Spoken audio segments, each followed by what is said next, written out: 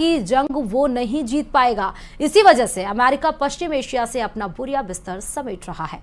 ये रिपोर्ट देखिए।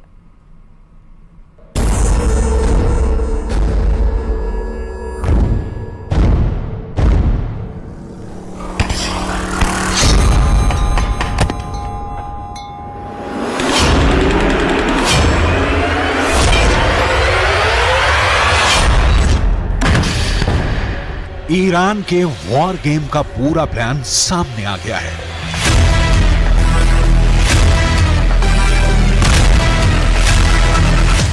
युद्ध के 70 दिन बाद पता चल गया है कि खुद ईरान ने इजरायल और अमेरिका के खिलाफ अपनी रणनीति से पर्दा उठाया है।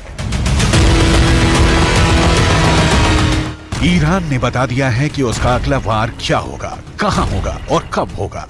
ईरान ये तो पहले ही कह चुका है कि पश्चिम एशिया में बहुत बड़ा धमाका होने वाला है। ऐसा धमाका जो कयामत ला देगा, जो सब कुछ मिट्टी में मिला देगा, जिसे ना इजरायल रोक पाएगा ना अमेरिका।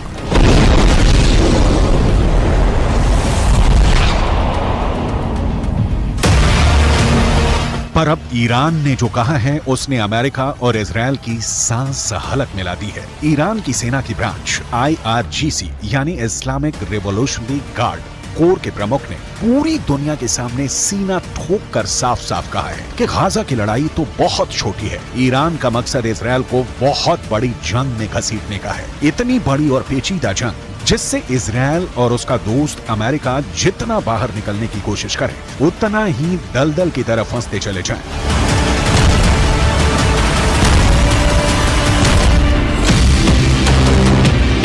ईरान के इस वॉर गेम में तो गाजा बस एक शुरुआती पॉइंट है। ईरान की साजिशों का जाल गाजा से शुरू होकर इजरायल के पड़ोसी देशों लेबनान, सीरिया, इराक और इजरायल के दक्षिण में मीलों दूर बसे यमन तक फैला हुआ है। ईरान गाजा में तो हमास के पीछे खड़ा ही है। वो लेबनान में चरमपंथी संगठन हिजबुल्लाह से भी इजरायल पर हमला करवा रहा है और इजरायल के दूसरे पड़ोसी देश सीरिया में तो खुद ईरान मौजूद है। उसने वहां से इजरायल को घेर रखा है।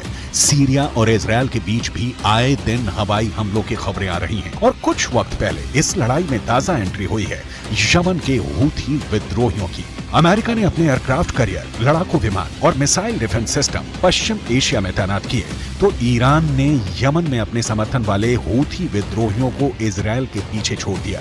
हूथी विद्रोही फिलिस्तीनियों का साथ देने के नाम पर इजरायल पर मिसाइल छोड़े जा रहे हैं। हूथी विद्रोहियों ने तो यमन के बगल में मौजूद लाल सागर को भी जंग का अखाड़ा बना दिया है। वो वहां से गुजरने वाले हर जहाज पर हमले कर रहे हैं।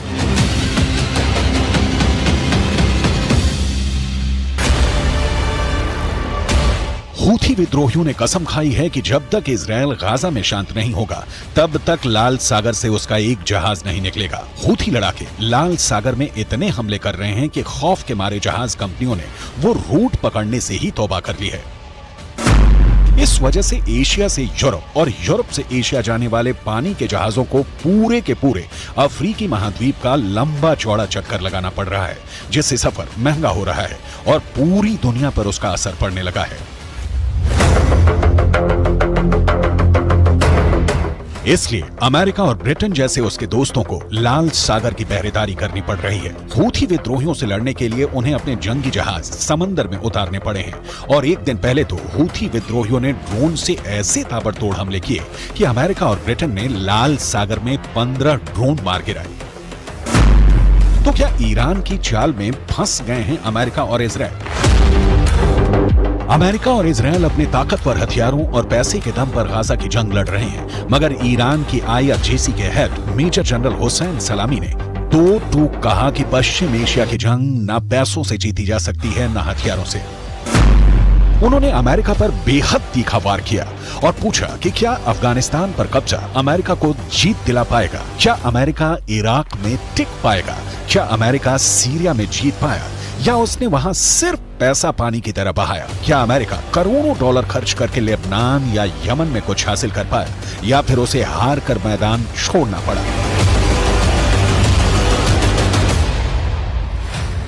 ईरान के मेजर जनरल ने अमेरिका पर जो सवाल उठाए वो अहम है अफगानिस्तान उसका सबसे ताजा उदाहरण है। अमेरिका ने वहां 20 साल तक अपनी सबसे लंबी जंग लड़ी, मगर 2 दशकों में भी वो वहां से तालिबान का सफाया नहीं कर पाया।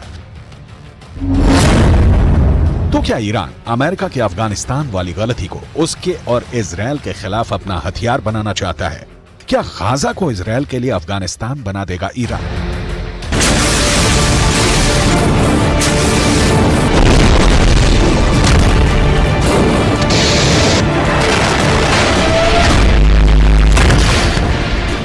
क्या ईरान इजरायल का वही हश्र करने वाला है जो इराक, अफगानिस्तान और सीरिया में अमेरिका का हुआ?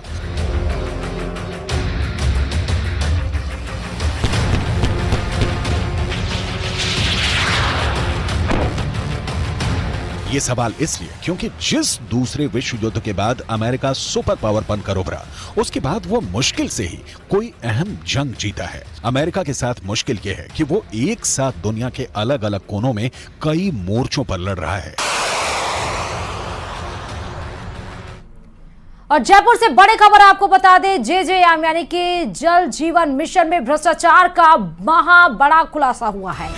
एनजेजेएम की रिपोर्ट में बड़े भ्रष्टाचार का खुलासा हुआ है। एनजेजेएम की टीम ने की थी मामले की जांच। रिपोर्ट में भ्रष्टाचार और अनियमितताओं से पर्दाफाश हुआ है। बेहद घटिया गुणवत्ता सामग्री लगाए जाने का खुलासा हुआ। केंद्र की थर्ड पार्टी इंस्पेक्शंस के निर्देशों की धज्जियां उड़ी हैं। बड़ी खबर आपको बता रहे, इस बीच में जयपुर से बड़ी खबर, जेजेएम में महाभ्रष्टाचार का बड़ा खुलासा किया गया है। साफ हो गया कि घटिया सामग्री का सामान इस्तेमाल किया गया था। घटिया सामग्री के पाइप, जंक लगे हुए पाइप का इस्तेमाल किया गया था। लगातार जो जेजेएम के कार्यों में कई चौंकाने वाले खुलासे प्लानिंग और डिजाइनिंग की सामने आई हैं। डीपीआर में भी भ्रष्टाचार, घटिया क्वालिटी के लगाए गए प्लास्टिक पाइप, बिना लैब टेस्ट के ही ये घटिया पाइप लगाए गए। ठेकेदारों को रंगीन बिलों का नियम के खिलाफ भुगतान किया गया है। जांच रिपोर्टों में भारी अनियमितताओं का एक बड़ा खुलासा हुआ है। एनजेजेएम की टीमों ने पेश की है जेजेएम के कामकाज की रिपोर्ट।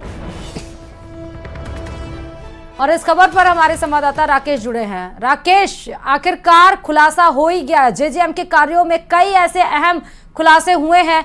एक महाभ्रष्टाचार का पोल अब सामने आ गया है। राकेश, बिल्कुल, देखिए जिस तरीके से न्यूज 18 लगातार जल जीवन मिशन में भ्रष्टाचार के मामले उजागर करता रहा है, उसके बाद राष्ट्रीय जल जीवन मिशन जो केंद्र सरकार की एक बहुत बड़ी एजेंसी है, उसने इस जल जीवन मिशन के कार्यों की समीक्षा की है और जो रिपोर्ट आई है वो बेहद चौंकाने वाली है। क्योंकि पिछली सरकार ने राजस्थान में जो जल जीवन मिशन के कार्य करवाए गए हैं, उन कार्यों में बहुत बड़े पैमाने पर भ्रष्टाचार हुआ है। यहाँ तक कि जहाँ पर जो स्टील के पाइप लगने थे, उन पाइपों की जगह प्लास्टिक के पाइप लगाए गए। और चौंकाने वाली बात यह है कि इन प्लास्टिक के पाइपों की गुणवत्ता भी जांच नहीं की गई। हाँ। और रनिंग बिलों का ही ठेकेदारों को भुगतान कर दिया गया। यानी जहां पाइप, जो लोहे का पाइप लगभग 2 से 2.5 हजार रुपए का एक अगर पाइप माने हम, तो वो उस पाइप की जगह एक 150 रुपए का पाइप लगाया गया और उसकी जांच के बिना ही भुगतान किए गए। साथ ही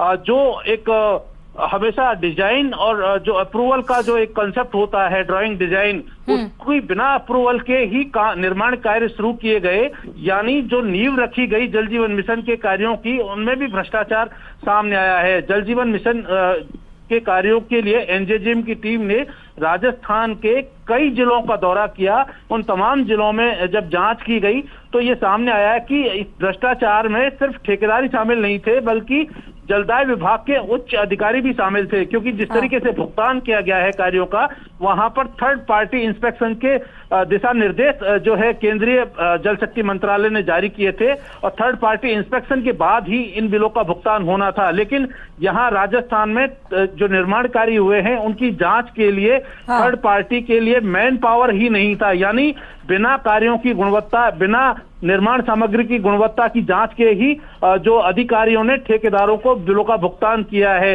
इसमें सबसे बड़ी बात यह है कि जिन फर्मों को ब्लैकलिस्ट होना चाहिए था, एनजेजेएम की टीम ने अपनी रिपोर्ट में लिखा है कि ऐसे ठेकेदारों के को जो विभाग के अधिकारी और संबंधित एजेंसियां हैं, उन्होंने जो है कहीं ना कहीं बचाया है और उनके साथ उनकी मिलीभगत संलिप्तता भी सामने आई है। जो पाइप लगाए गए हैं, डीआई पाइप और जो एचडीपी पाइप है, उन पाइपों के लिए जो फैक्ट्री के दिशा निर्देश थे कि क्या कुछ वहां पर होना चाहिए था, किस तरह की गुणवत्ता मेंटेन करनी चाहिए थी, वो भी उन फैक्ट्रियों में नहीं पाई गई। तो लगाई गई निर्माण सामग्री में तो बिल्कुल ही नहीं पाई गई है। राकेश, यानी इसका मतलब ये है कि इतना बड़े सीमा पर भ्रष्टाचार और किया गया है और इसीलिए जब बारिश या मौसम खराब होता है तो जीवन लोगों के अस्त व्यस्त हो जाते हैं, सड़कों पर पानी जलभराव की समस्या आने लगती है। बहुत बहुत शुक्रिया राकेश तमाम जानकारी देने के लिए इस खबर पर। तो जेजेएम में महाभ्रष्टाचार का महाखुलासा हुआ है। नेशनल यानी कि केंद्र जल जीवन मिशन ने